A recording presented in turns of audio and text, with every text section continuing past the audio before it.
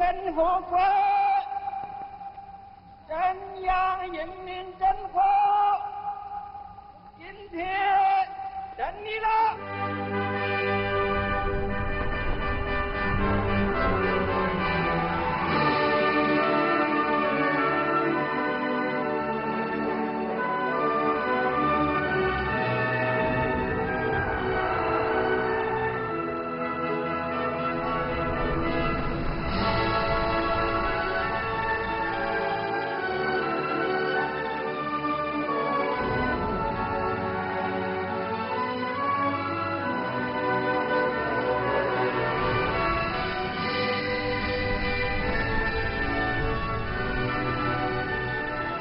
为建设富强、民主、文明、和谐、美丽的社会主义现代化强国努力奋斗。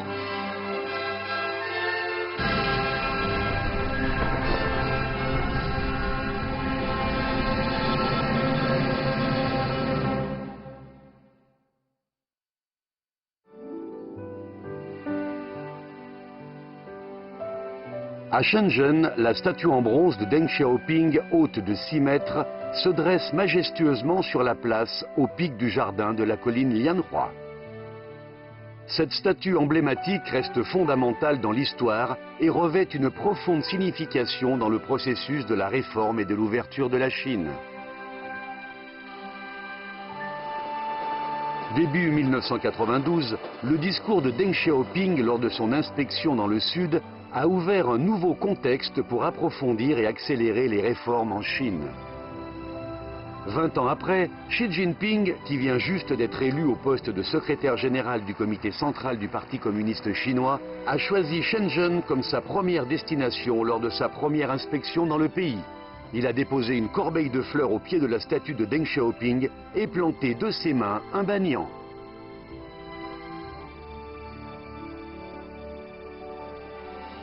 Il s'agit d'un rappel respectueux de cette grande période de l'histoire et également d'une réaffirmation solennelle que la réforme et l'ouverture ne s'arrêtent pas en si bon chemin. Il faut poursuivre les pas de la réforme et de l'ouverture en écrivant un nouveau chapitre.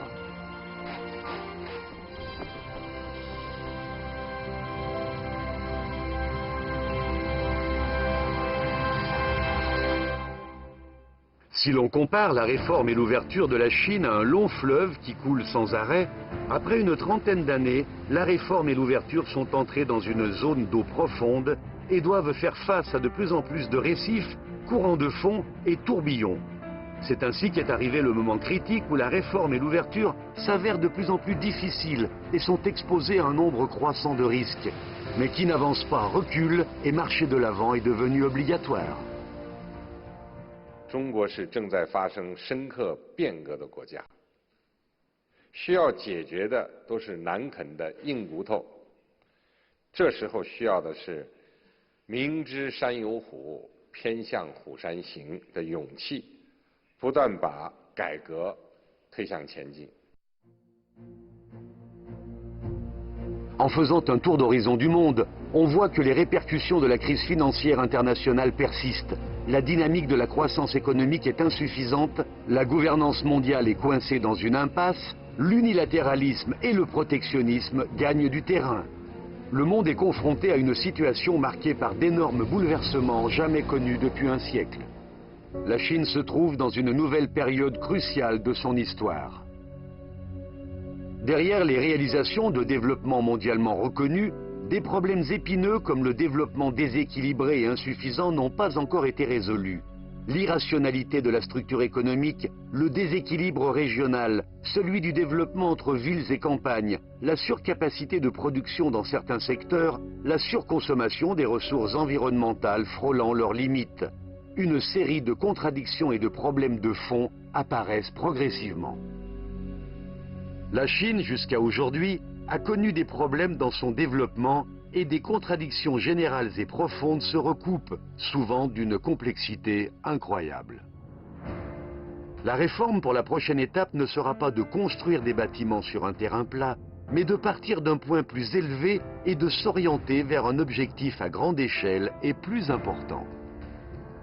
Dans un pays comme la Chine, peuplé d'environ 1,4 milliard d'habitants, approfondir la réforme n'est pas chose facile. Il faut penser à la conception globalisée pour faire progresser la réforme. En novembre 2013, le 3e plénum du 18e comité central du Parti communiste chinois s'est tenu à Beijing. Lors de cette session a été adoptée la décision du comité central sur d'importantes questions relatives à l'approfondissement global des réformes, qui a précisé son objectif général: perfectionner et développer le système du socialisme à la chinoise et promouvoir la modernisation du système et de la capacité de gouvernance de l'État. Dans ce document de plus de 21 000 caractères chinois, sont élaborées 336 mesures concrètes dans 60 domaines de l'approfondissement global des réformes et sont formulées les idées directrices, les tâches et les grands principes. Il explique la grande signification et l'orientation de l'approfondissement global des réformes et trace un nouveau plan, élabore de nouvelles visions et de nouveaux objectifs. La réforme est entrée dans une zone d'eau profonde et concerne beaucoup de problèmes, de nombreux domaines et de profondes contradictions, du jamais vu jusqu'à présent. Certains départements ont procédé indépendamment à des réformes et ont cherché à faire des modifications par bribes et des réparations par fragmentation. Ce n'est plus possible. Il faut accorder une importance au caractère systématique, global et coordonné des réformes en vue de réaliser la coordination et l'intégration des réformes dans tous les domaines. La définition de l'objectif général de l'approfondissement global des réformes est un choix stratégique important pour se projeter dans le futur. Elle répond aux exigences objectives du processus de réforme lui-même et témoigne d'une compréhension plus approfondie et plus systématique vis-à-vis de la réforme. L'approfondissement global signifie que ces réformes concernent tous les domaines: la politique, l'économie, la culture, la société, la civilisation écologique, la défense nationale et les armées, l'édification du parti, etc., etc. La complexité des systèmes dans tous les domaines nécessite une planification globale dans divers aspects, à divers échelons et pour différents éléments. Il faut promouvoir un renforcement réciproque, une interaction mutuellement avantageuse et une bonne coordination entre diverses réformes. Le comité central du PCC a créé un groupe dirigeant chargé de l'approfondissement global des réformes, dont la présidence est assumée par le secrétaire général Xi Jinping lui-même, qui s'occupe de la conception générale, de la planification coordonnée, de la promotion générale et du suivi dans la mise en application des réformes. En franchissant des rapides, en bravant des dangers, en brisant des barrières, nous avons œuvré pour une réforme tous azimuts, réalisé des avancées dans plusieurs secteurs et fait progresser de manière stable et rapide la réforme en profondeur. Il s'agit d'un nouveau 3e plénum dans l'histoire des réformes et du développement en Chine qui fait époque et qui a inauguré une nouvelle ère dans l'approfondissement global des réformes. Elle a guidé la réforme et l'ouverture de la Chine vers de nouveaux horizons.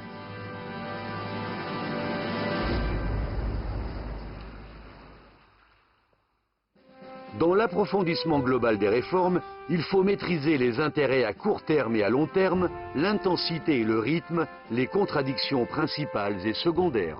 Il faut planifier les actions en établissant des priorités, en concentrant tous les efforts pour mener à bien les réformes dans des domaines prioritaires et des secteurs clés.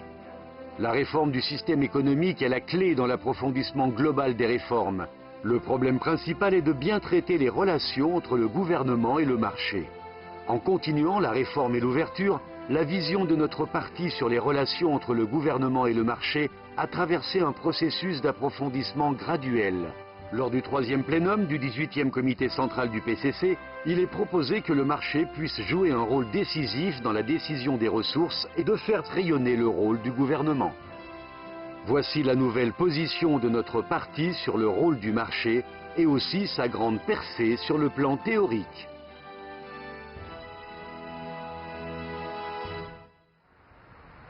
En janvier 2013, la plupart des régions à Beijing, Tianjin, dans le Hebei et dans le delta du Yangtze étaient couvertes par le smog.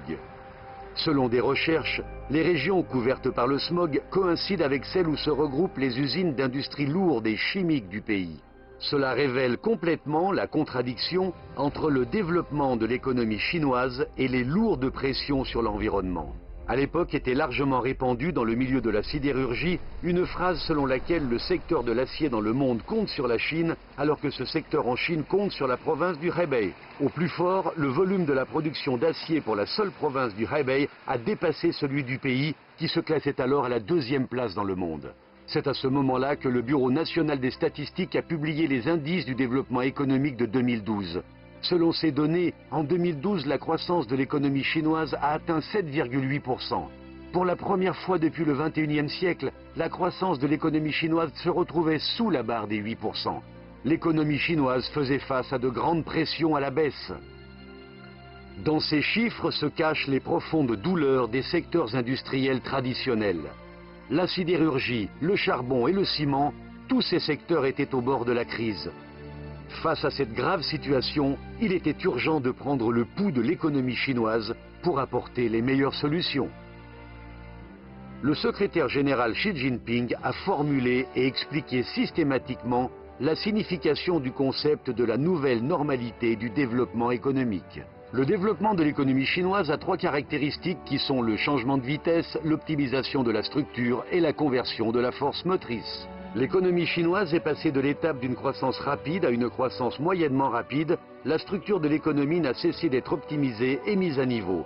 La croissance économique est stimulée par l'innovation au lieu de l'être par des facteurs et des investissements. Cette explication a répondu de manière scientifique à la question de savoir comment évaluer l'économie chinoise, une question primordiale sur le plan théorique et réaliste, tout en fixant de nouveaux horizons historiques pour l'avenir de l'économie chinoise. 为了从根本上解决中国经济长远发展问题，必须坚定推动结构改革，宁可将增长速度降下来一些。任何一项事业都需要远近兼顾、深谋远虑、杀鸡取卵、竭泽而渔事的发展是不会长久的。 S'adapter et guider l'économie chinoise qui est entrée dans la nouvelle normalité nécessite de nouvelles solutions.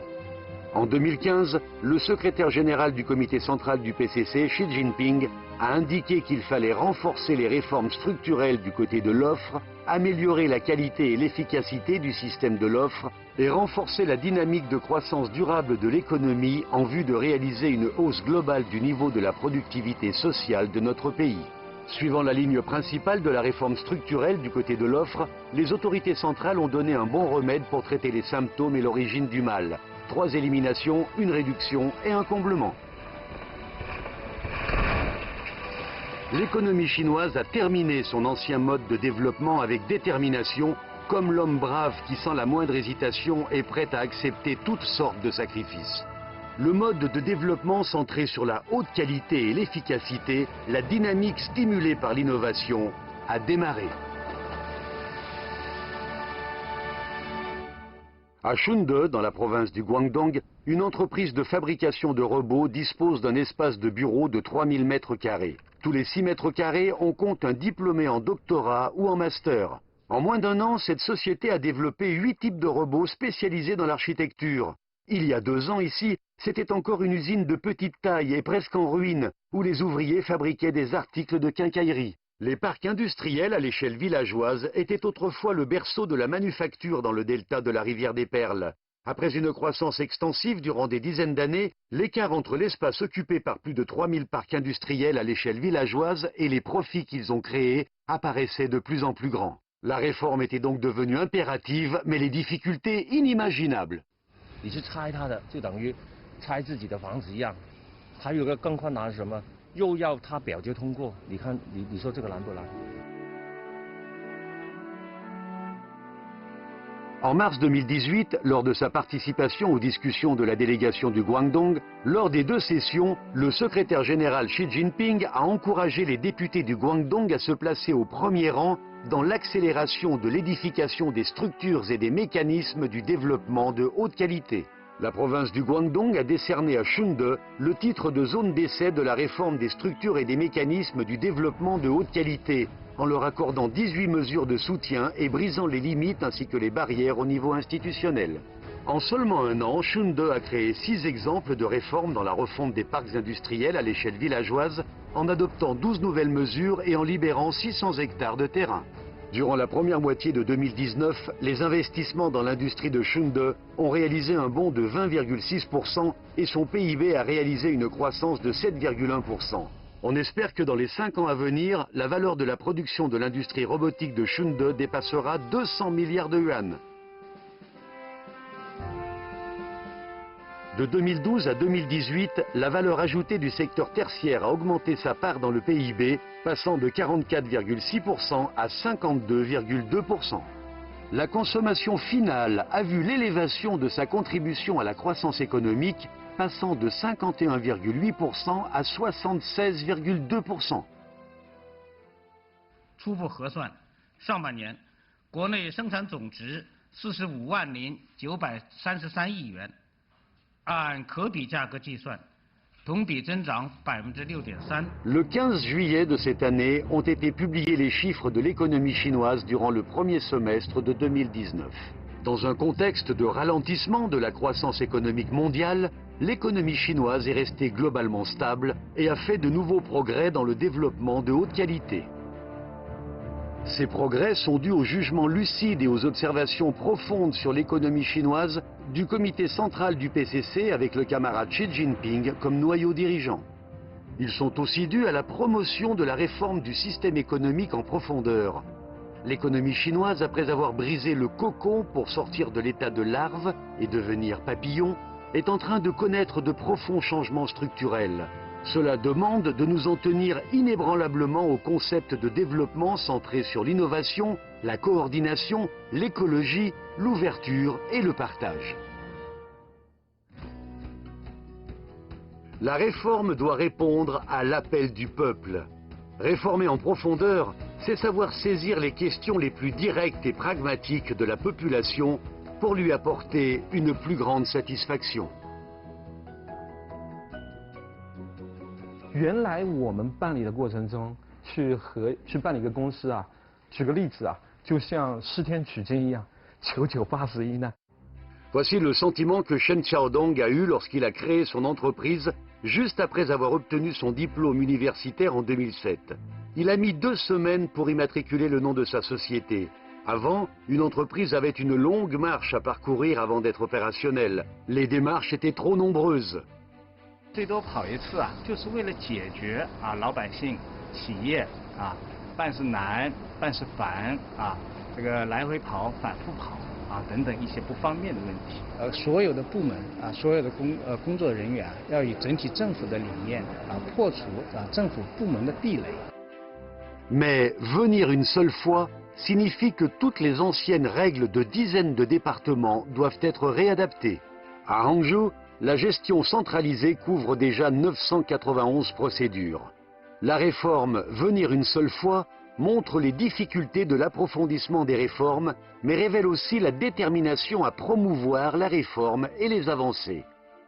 现在完全不一样了然后这次我们还体验了一下那个整个在线办理，只需要我们在网上下载个 APP， 然后呢，把办理的内容确定下填入进去以后，我们签字用手签，然后只要确认一下，第2天营业执照就可以拿了。那如果我们自己去，他会寄给我们，如果我们去拿，当天就可以办好。从原来的要跑很多趟，到变成了只要跑1趟，到现在的不用跑。现在政府真的发生了很多的变化。La méthode « Venir une seule fois », appliquée tout d'abord par la province du Zhejiang, a été promue dans tout le pays. Dès l'approfondissement global des réformes, les secteurs financiers et fiscaux, le secteur des prix et de la distribution et celui du système commercial ont connu de grandes transformations. Le système de la liste négative d'accès au marché a été mis en œuvre. La réforme du système de la propriété mixte et la protection des droits de propriété ont motivé et protégé l'esprit d'entreprise. À travers ces réformes, le capital appartenant à l'État et d'autres capitaux sous divers régimes de propriété se développent mutuellement. Le rapport de la Banque mondiale sur l'environnement des affaires pour l'année 2019 montre que parmi les 190 économies, la Chine a gagné 50 places par rapport à 2013. De multiples réformes ont été appliquées successivement, dopant la vitalité du marché.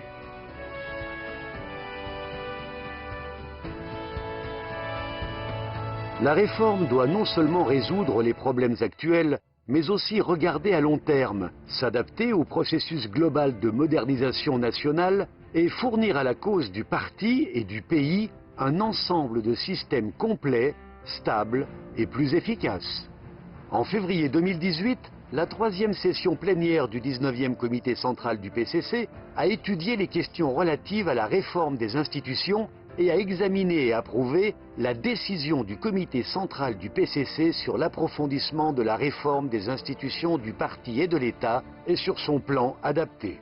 Il s'agit d'une avancée majeure dans l'intensification des réformes qui a joué un rôle d'appui institutionnel et de garantie pour des réformes dans divers domaines.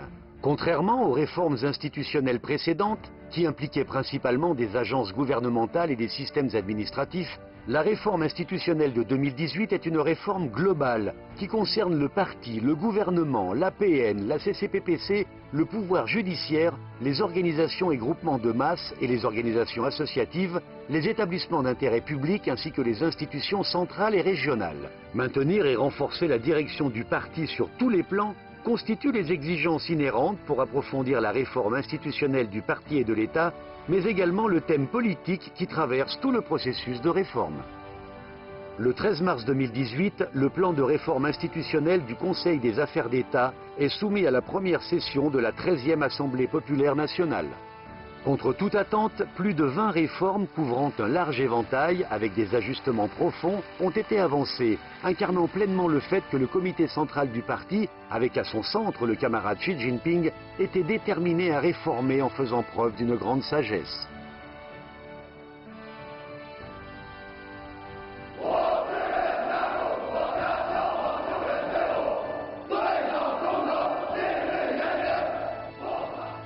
Conformément au calendrier et à la feuille de route définie par le comité central du parti, les réformes institutionnelles battent leur plein.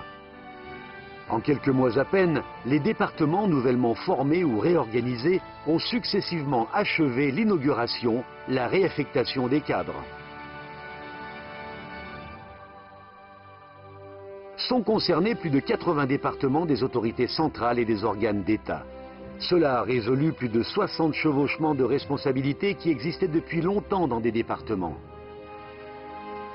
Le nouveau ministère de gestion des urgences a intégré successivement 13 responsabilités appartenant autrefois à 11 départements, en mettant en place un mécanisme de négociation pour les interventions d'urgence et formant un système de gestion d'urgence à la chinoise, caractérisé par le commandement unifié, la spécialisation, la réactivité, la prise en compte des besoins en temps de paix et en temps de crise, un mode de commandement de sauvetage à plat, un mode de fonctionnement intégré de prévention, de sauvetage et de secours pour améliorer la systémique, l'unité et la cohésion de la gestion des urgences.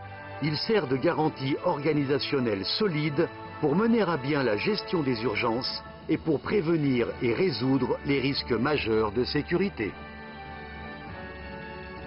Dans la séance récapitulative tenue le 5 juillet 2019 sur la réforme institutionnelle du parti et de l'État, le secrétaire général Xi Jinping a indiqué que cette réforme institutionnelle est une reconstruction systématique et holistique de la structure organisationnelle et du système de gestion du parti et de l'État. C'est un symbole majeur de la réforme du système politique chinois à la nouvelle ère.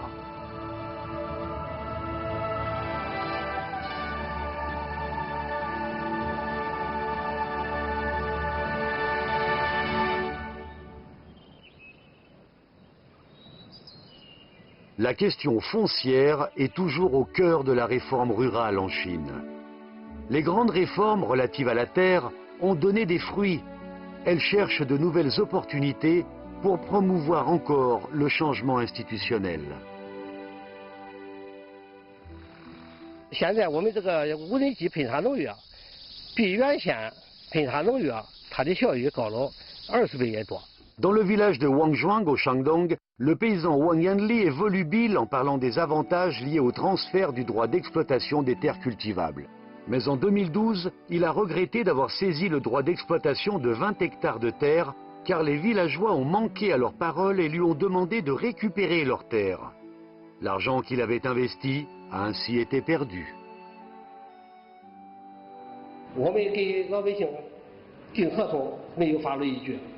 L'appartenance de la terre n'était pas claire.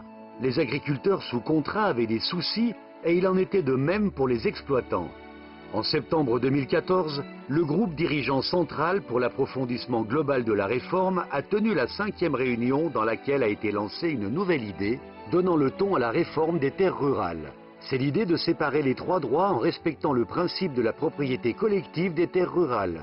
En novembre 2016, les avis pour améliorer la distinction entre le droit de propriété, le droit de prise en charge forfaitaire et le droit d'exploitation de terres agricoles sont officiellement publiés. Séparer les 3 droits consiste à distinguer sur la base de propriété collective de terres le droit de prise en charge forfaitaire et celui d'exploitation. Les agriculteurs sous contrat détiennent le droit de prise en charge forfaitaire, le droit d'exploitation peut être cédé. Il s'agit d'une autre innovation institutionnelle majeure dans la réforme rurale en Chine, à la suite du système d'exploitation forfaitaire au niveau familial.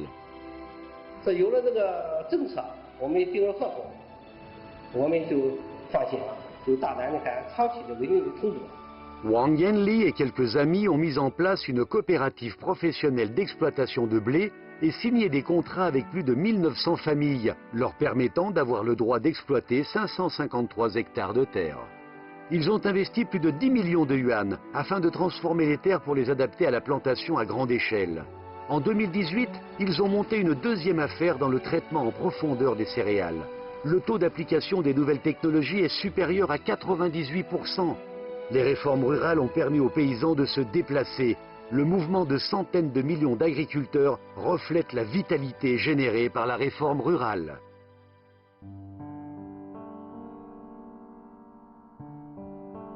Depuis de nombreuses années, les travailleurs migrants constituent la force majeure de la construction urbaine, mais une grande amertume les ronge. Vivant en ville, ils n'ont pas l'égalité d'accès aux services publics, tels que l'éducation, le service de l'emploi, l'assurance maladie, les soins médicaux, les logements sociaux. Ils ont du mal à s'intégrer véritablement à la ville. Depuis la 3e session plénière du 18e comité central du PCC, la réforme du registre d'état civil s'est accélérée. En juin 2014, le groupe dirigeant central pour l'approfondissement général des réformes examine et approuve le programme pour la construction d'un nouveau type de registre d'état civil permettant aux travailleurs migrants de s'installer véritablement dans la ville. Les obstacles au transfert du registre d'état civil entre zones urbaines et rurales ont été supprimés. Les petites et moyennes villes ayant moins d'1 million d'habitants en zone urbaine ont annulé les restrictions pour obtenir la carte de résident. En 2019, la Chine continuera de renforcer cette réforme. Les grandes villes comprises entre 1 et 3 millions d'habitants en zone urbaine annuleront toutes les restrictions à l'égard du registre d'état civil, tandis que les grandes villes comprises entre 3 et 5 millions d'habitants assoupliront leurs restrictions envers les travailleurs migrants tout en éliminant les restrictions envers des groupes clés de la population. 把农村户口直接迁到市里来了，这样的话就是我们孩子上学也是比较方便，同时呢我们还可以享受城里的一些医保和住房的一些保障啊，也就是说我们的生活算是真的融入到城市里面了。 De 2014 à 2018, plus de 90 millions de personnes résidant autrefois dans les régions rurales sont devenues des citadins. Le taux d'urbanisation de la population au niveau national est passé à 43,37%. L'objectif fixé par l'autorité centrale d'installer 100 millions de travailleurs migrants et d'autres résidents permanents dans les zones urbaines sera réalisé dans un bref délai. Depuis le 18e congrès du PCC, le parti a lancé une série de réformes couvrant les préoccupations du peuple, surtout celles qui lui sont chères et prioritaires, pour répondre avec enthousiasme aux attentes de la population en matière d'équité sociale et de justice. Ce qui renforce la satisfaction du peuple lui apporte plus de bonheur et de sécurité. 生第一个宝宝的时候，要办完出生证，然后再回老家厂口去办户口本啊，然后再到环保所去办这种接种疫苗卡。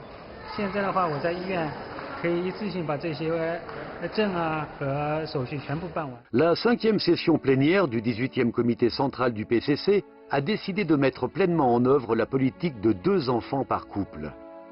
De 2016 à 2018, plus de 20 millions de deuxièmes enfants sont nés, ce qui a apporté plus de bonheur à ces familles.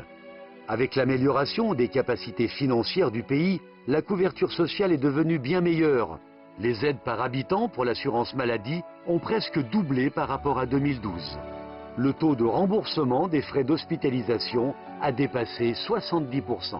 En 2018, 17 médicaments anticancéreux ont vu leur prix baisser et sont devenus remboursables. Leur prix a diminué en général de 56,7%. En 2019, la liste nationale de l'assurance maladie de base, de l'assurance contre les accidents du travail et de l'assurance maternité a connu une modification. Fidèle au principe que l'appartement est pour se loger et non pour spéculer, la réhabilitation des bidonvilles a été lancée en 2018, ce qui a offert 6 millions d'appartements aux ménages à bas revenus. La réforme de l'éducation s'est consolidée. Plus de 90% des enfants handicapés ont désormais accès à l'éducation. Les programmes de nutrition en faveur des élèves en milieu rural pendant l'éducation obligatoire couvrent tous les districts sous le seuil de la pauvreté. La combinaison des soins médicaux et des soins aux personnes âgées s'est accélérée et le marché des services à leur encontre a été entièrement libéralisé. Le 18e comité central du PCC a tenu 38 réunions au sein du groupe dirigeant central pour l'approfondissement général des réformes. Il a examiné et approuvé 365 documents de réforme, identifié 357 tâches prioritaires de réforme et a présenté plus de 1500 mesures de réforme. Telle est la Chine d'aujourd'hui.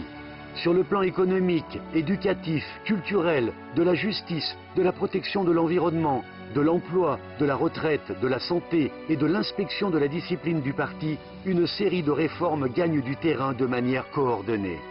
Une architecture pratiquement complète pour la réforme dans chaque secteur d'activité est ainsi mise en place et consolidée. Promouvoir l'ouverture par la réforme, promouvoir la réforme par l'ouverture. En suivant la tendance historique de la mondialisation économique, la Chine est allée courageusement plonger dans le vaste océan du marché mondial. Elle s'ouvre en profondeur et dans davantage de domaines. À Shanghai, à l'est du Bund, s'étend la ligne littorale de Pudong. En 2013, c'est ici que la première zone de libre-échange de la Chine s'est établie. En 2018, l'île de Hainan lance la construction d'une zone pilote de libre-échange afin d'explorer et de promouvoir la construction d'un port de libre-échange présentant des caractéristiques chinoises. Ces 6 dernières années, 18 zones de libre-échange ont couvert la vaste partie intérieure du pays, du sud au nord, en passant par les côtes.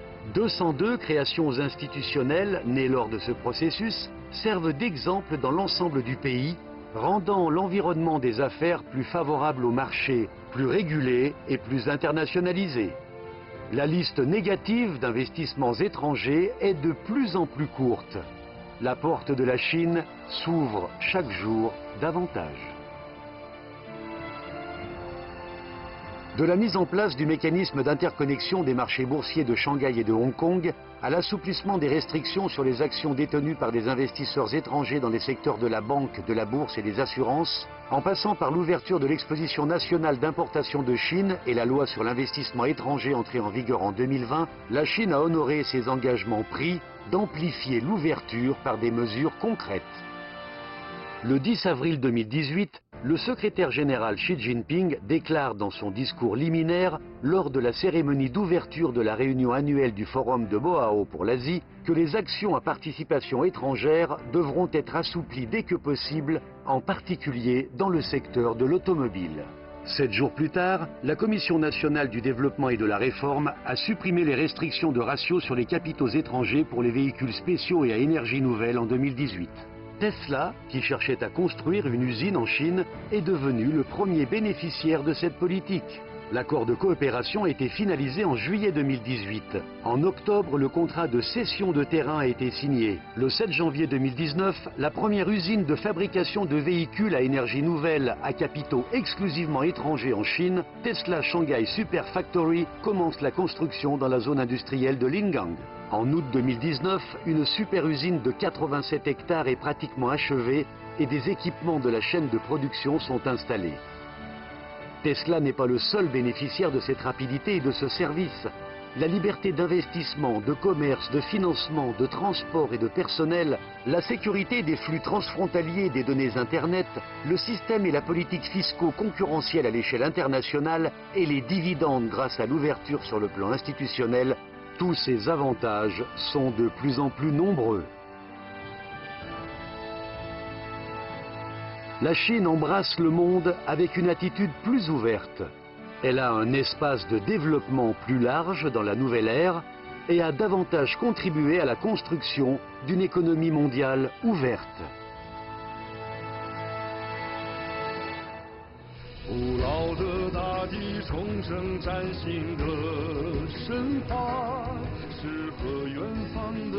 Son expérience a pleinement prouvé que la réforme et l'ouverture sont un atout important pour le parti et pour le peuple qui veulent marquer l'époque.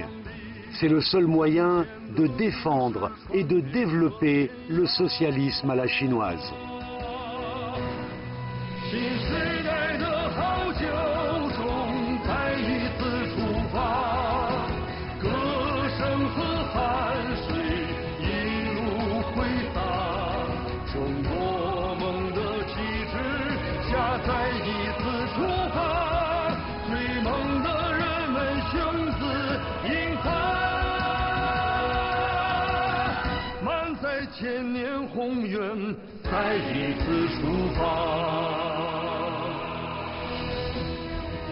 改革开放已走过千山万水，但仍需跋山涉水。